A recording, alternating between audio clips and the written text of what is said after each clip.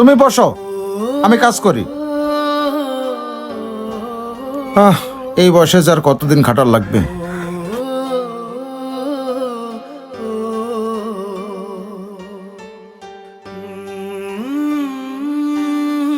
বাবা, তুমি এই জায়গায় কাজ করতেছো? তোমারে কি কইছিলাম আজকে আমারে 10,000 টাকা দিয়ে আইতা, আমার কলেজে আজকে অনুষ্ঠান আছে।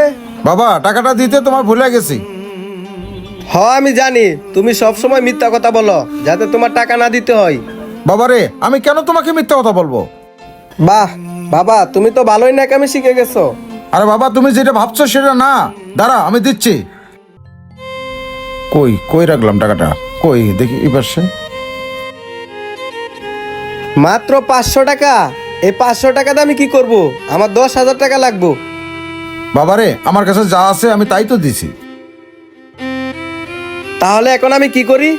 দিতে যেহেতু পারবা না, তাহলে আগে বলছিলা কে? বাবারে, আমি তো জানতাম না যে তোমার 10,000 টাকা লাগবে। দেখো বাবা, আমার বন্ধুদের যদি ভালো একটা গিফট না দিতে পারি তাহলে সবার সামনে আমার মান সম্মান থাকবে? বাবা, তুমি এত নাটক করো না, আমাকে এক্ষুনি 10,000 টাকা দাও। বাবা, আমি তো বললাম আমার কাছে টাকা নাই। তাক বাবা, তোমার জন্য আমার বন্ধুদের সাথে আমি সবসময় ছোট হয়ে থাকি। বাবা শোনো। তাক তাক, তোমার আর আমাকে বাবা বলে ডাকতে হবে না। চাচা, কিসের টাকা নিয়ে চিল্লাফাল্লা করতেছেন? স্যার আসসালামু আলাইকুম। ওয়ালাইকুম আসসালাম। স্যার কিছু না, ওটা আমার ছেলে সকালে টাকা দিতে ভুলে গেছি তো এই জন্য চিল্লাচিল্লি করতেছে। আসসালামু আলাইকুম স্যার। ওয়ালাইকুম আসসালাম। স্যার, আমার ছেলেরা 10,000 টাকা দেওয়া লাগবে তো। স্যার, আমাকে অ্যাডভান্স 10,000 টাকা দেওয়া যাবে? হ্যাঁ চাচা, দেওয়া যাবে। আপনি আপনার কাজ করেন, আমি দেখতাছি। আমার অনেক উপকার করলেন স্যার। ঠিক আছে স্যার।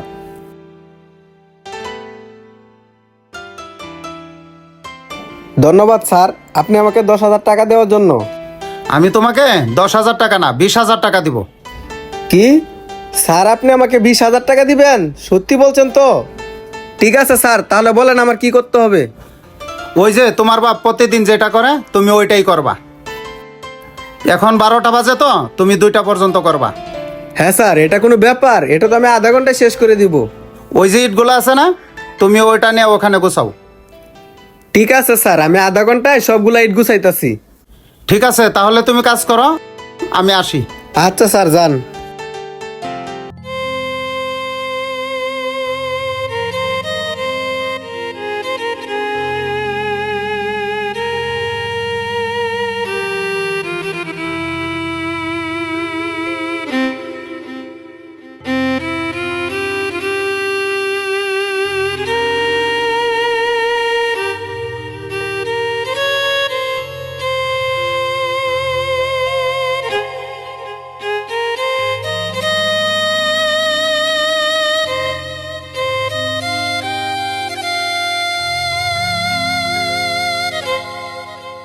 কি হলো, বৈশা পড়লা যে? বসে পড়ছি কেন বুঝতে পারছেন না?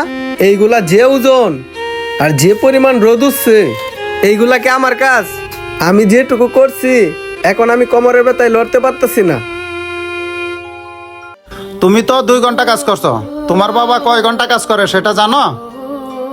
কিন্তু তোমার বাবা তো প্রতিদিন 8 ঘন্টা কাজ করে।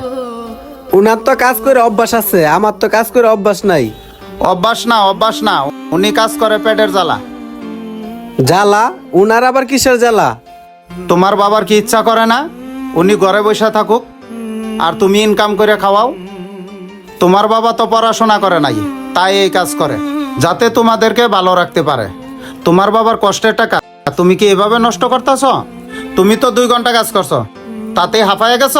তোমার বাবা 8 ঘন্টা কাজ করেও হাজিরা 500-600 টাকা।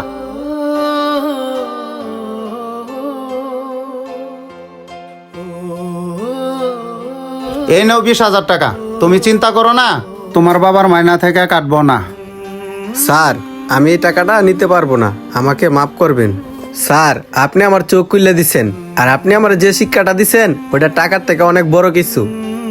স্যার, এখন আমি বুঝে গেছি আমার কি করতে হবে। আমিও ওইটাই চাই, তুমি তোমার বাবার কথা শোনো আর তোমার বাবার মুখে হাসি ফোটাও।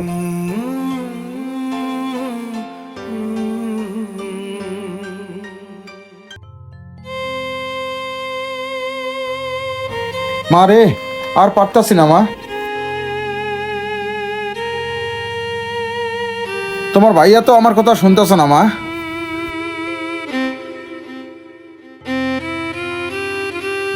স্যার আপনি একটু দাঁড়ান, আমি আসতেছি। বাবা, কেন এখন তোমার বন্ধুদেরকে গিফট দিতে দেরি হচ্ছে না? বাবা আমার আসল বন্ধু তো তুমি। তুমি আমার কত কেয়ার করো। বাবা আমি তোমার সাথে অনেক খারাপ ব্যবহার করছি, তুমি আমাকে মাফ করে দেও প্লিজ। বাবা আমি তোমার কষ্ট ভালোবাসা বুঝতে পারি নাই।